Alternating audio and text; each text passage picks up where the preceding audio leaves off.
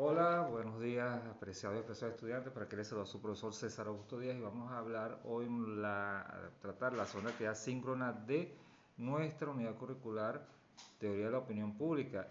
Ya es la segunda actividad sumativa, la cual consta de un ensayo periodístico que vamos a medir y se busca trabajar sobre lo que son las personas de influencia en la opinión pública. La opinión pública siempre juega un papel fundamental, de eso no queda duda. Sin embargo, eh, hay que recordar que para pulsar, para tener todo lo relacionado a la opinión pública, hay que tener las diferentes herramientas. Hay técnicas de recolección de información y los instrumentos de recolección de información. Entre las técnicas, y quiero hablar un poco aquí sobre la metodología de investigación, tiene que ver con el levantamiento de encuestas o la observación directa, diversas técnicas que se pueden realizar. Y un instrumento para medir, en este caso la opinión pública, son los cuestionarios que se aplican en las encuestas.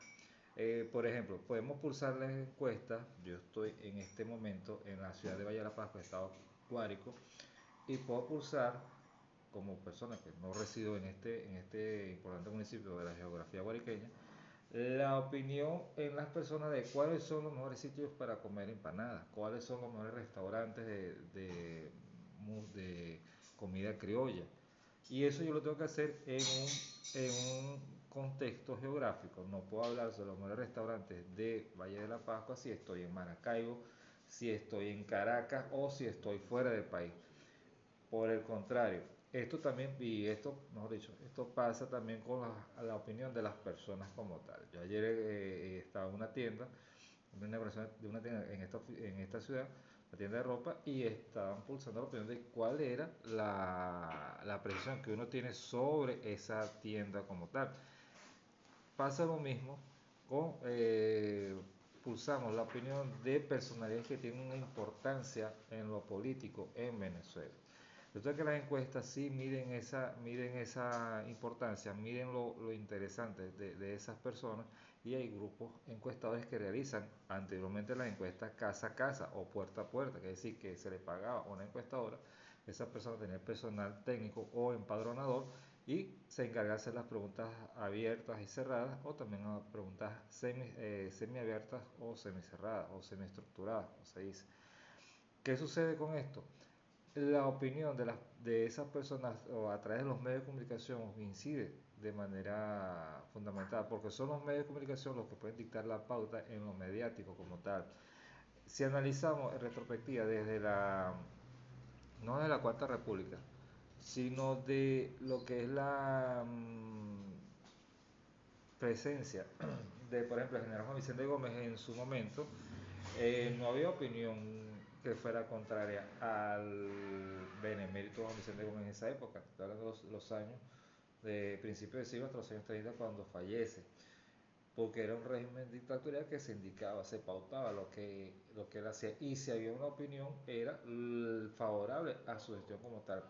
Esto fue cambiando a medida que eso derrocamiento del general Juan Vicente Gómez y todo lo que vino pues el proceso de transición hasta después de la dictadura, de la caída de la dictadura de Juan Vicente Marcos Pérez Jiménez, que hay dos opiniones, que era que uno era muy buen presidente, que gracias a él Venezuela tuvo unos avances a nivel de ingeniería en comunicaciones muy importantes que hoy se mantienen, en vías de comunicación que hoy se mantienen. Por ejemplo, un solo ejemplo, el puente sobre el lago de Maracaibo, que lo inició que lo inició el Perú, fue terminado en la llamada Cuarta República, diferentes urbanismos en Caracas como tal que podían medir la opinión de esas personas como tal en torno a la imagen de ese presidente. Y eso después cambia después con lo que es la Cuarta República, todos los líderes políticos que fueron presidentes en esa época, pero también hubo personas influyentes en esa época. Por ejemplo, en los años 70, una persona influyente fue el periodista connotado, periodista Renio Tolina, quien indicó que a través de trabajos especializados en televisión y en la radio, la importancia de lo que era rescatar el sentir venezolano, es decir, cómo René de Tolina educó a unas personas conociendo en primer lugar para querer y amar a Venezuela, y eso fue importante también. Eso permitía tener una opinión muy centrada en lo que eran los valores en Venezuela para crear un país. Entonces, yo no pretendo hablar de muchas teorías aquí porque son abrumadoras, es un material muy denso, pero voy a colocarlos en el foro de anuncios. Pero a nivel sociológico, la opinión pública también les permite a las personas, en este caso líderes políticos, saber cómo están ellos dentro de la sociedad como tal. Es decir, cómo son apreciados, cómo, si las personas los escuchan, si lo leen, lo sienten como una persona empoderada de conocimientos que puede dirigir los destinos de un país o de un estado como tal. Fíjense que un elemento, quizá ustedes dirán, pero esto no tiene nada que ver, y sí tiene mucho que ver, es que la opinión se mide también a través de lo humorístico.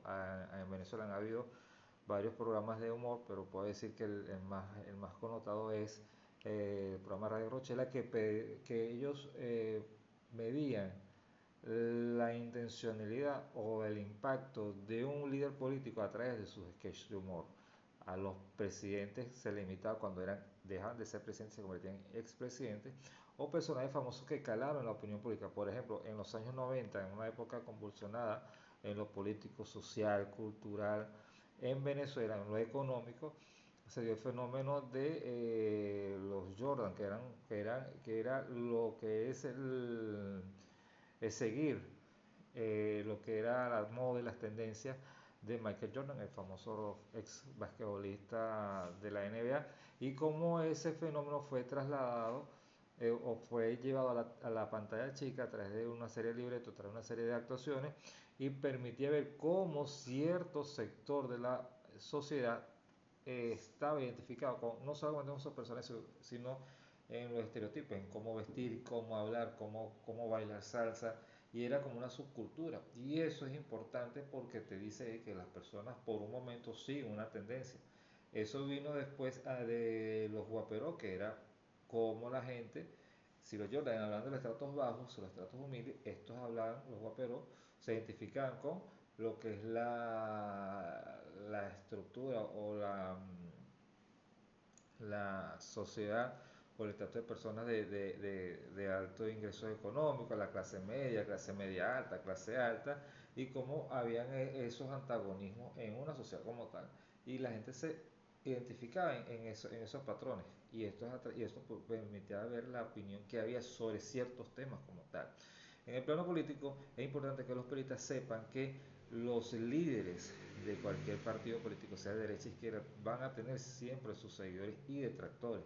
Pero los medios de comunicación a veces se encargan, digo a veces porque ha cambiado ya la mecánica de trabajo, se encargan de dictar las pautas informativas o las pautas dentro de los políticos como tal. Vemos hoy que el canal del Estado, Nacional Televisión, dicta la pauta comunicacional de parte del presidente de la República, pero también los medios de comunicación privados participan en esa pauta, pero también dan la participación a sectores de oposición. ¿Por qué? Porque ellos se están debiendo, y es el deber ser del periodista, a una sociedad como tal, no en identificarse plenamente con una o con otra. Hay que identificarse con blanco, rojo, verde, amarillo, azul, negro, lo que sea, distintos colores, porque prestamos una labor social como comunicadores sociales. Es importante recalcar lo siguiente: a nivel sociológico debemos darle el uso adecuado a los medios de comunicación. ¿Por qué se los digo?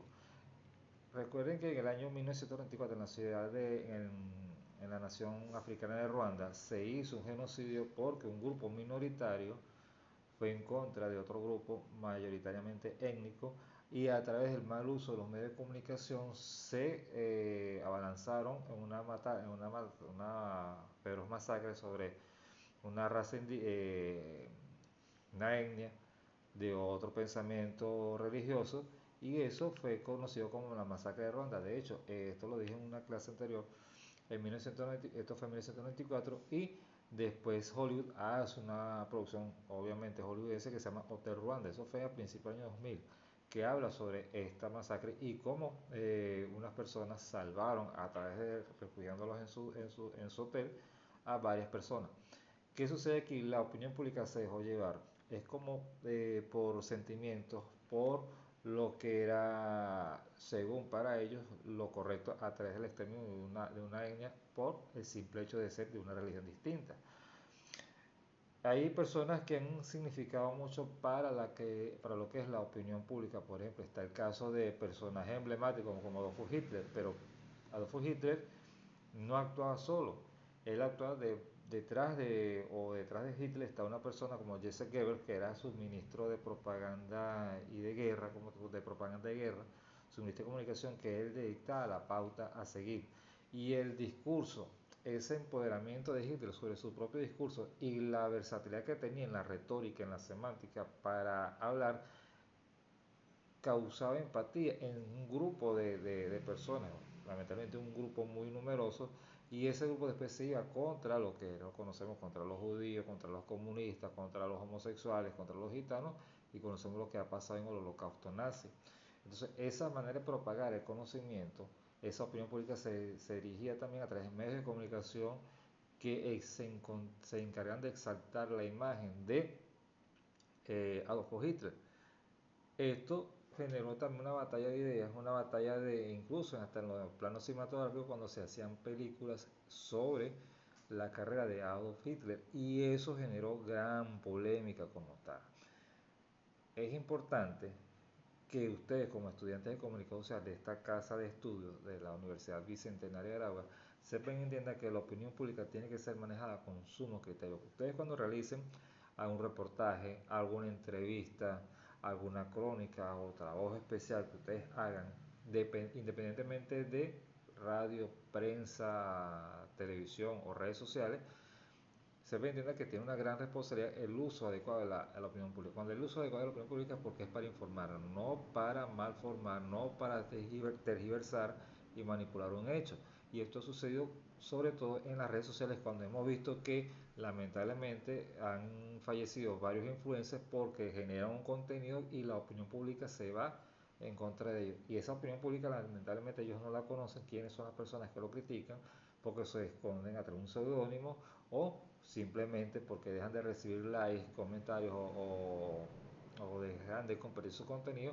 Eso crea un efecto emocional y eso es importante saberlo y conocer el punto de vista social, psicológico, psiquiátrico, incluso yo, porque eso genera, por ejemplo, lo que está pasando con el bullying en otros países o lo que ha pasado en temas importantes, muy coyunturales y que tocan la fibra humana. En el caso de Venezuela, por ejemplo, el maltrato infantil, el maltrato incluso animal, las víctimas de mujeres que han sido víctimas de femicidio, con un tema que toca la fibra humana y hay que investigar el por qué, el sentido crítico de lo que está pasando un tema. Ayer estuve en un taller de teatro aquí en Valle de la Pascua acompañando a una compañera de trabajo y ella indicaba que en las dramatizaciones que se hicieron como ejercicio práctico no quedó el sentido crítico, o sea, qué aporte realizamos nosotros como periodistas sobre un tema, ¿okay? Sobre un tema tan sensible que lamentablemente sigue cobrando víctimas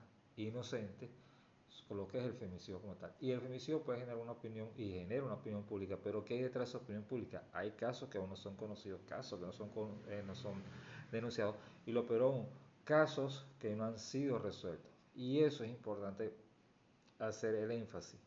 No solamente hacer una encuesta por hacerla o pulsar la opinión, y disculpen que sea tan reiterativa en la palabra, en el concepto de pulsar opiniones, pero quizás preguntamos y no accionamos y como periodistas debemos accionar, ir más allá, basados en los principios de la investigación periodística, consultar las fuentes especializadas. Si yo no sé causa, origen, o puedo hablar con una víctima que sufrió de maltrato infantil o maltrato o violencia de género, hablar con ella y relatar esa experiencia y buscar la transformación, que es lo que se quiere. Tengo un poco de sentido crítico con eso, más allá de lo informativo, más allá de generar un contenido en un medio de comunicación o para redes sociales, cuando generar contenido, un reportaje como tal. Porque quizás muchos influencers, muchos creadores de contenidos no, obviamente no son periodistas y desconocen las reglas y principios básicos del periodismo como tal. Y eso hay que tener mucho cuidado con eso. ¿Por qué? Porque vamos a tocar fibras humanas, vamos a tocar sentimientos, susceptibilidades, vamos a encontrar con realidades que no conocemos y eso es muy delicado como tal. Recuerden que esta actividad está en las pautas en nuestra plataforma. Yo voy a colocar un material, más tarde voy a colocar un material de contenido para todos ustedes y que les va a ayudar a eh, trabajar en este contenido. Están las pautas, recuerden subir la plataforma que está habilitada primero, hasta el 10, hasta el 1 de octubre, pero es importante que ustedes manejen esa información y si necesitan por tiempo de electricidad con las fallas en el servicio de suministro eléctrico, comunicarse por foro de anuncios y yo habilito esta actividad o el cuestionario si no ha sido respondido por un breve tiempo para que puedan ser evaluados como tal. Por aquí les habló el profesor César Agustín. Recuerden que la opinión pública no es cosa de juego, es algo de suma responsabilidad ética, moral y humana. Nosotros como periodistas y todos los profesionales en el área debemos a un código de ética, en este caso código de ética del periodista venezolano y a la ley del ejercicio periodista como tal. Pero también nos debemos a leyes como la Constitución de la República Bolivariana de Venezuela, la Ley Orgánica de Telecomunicaciones y la Ley de Responsabilidad Social de Radio y Televisión y Medios Electrónicos. ¿Por qué? Porque a veces hay creadores de contenido que generan un contenido que va y perjudican a la moral y buenas costumbres de muchas personas con su contenido. Y eso genera una opinión pública que puede ser adversa a una persona, pero por desconocimiento se le está dañando la imagen y la reputación como tal y puede ser penado por la ley. Pero partimos de nuestras leyes fundamentales, ley de ejercicio de periodismo y el código de ética como tal para evitar exactamente eso. Por aquí les hablo el profesor César Augusto Díaz. Espero que esta pequeña clase haya servido de mucho para todos ustedes y nos vemos en otra oportunidad, si así Dios lo permite. Se les quiere.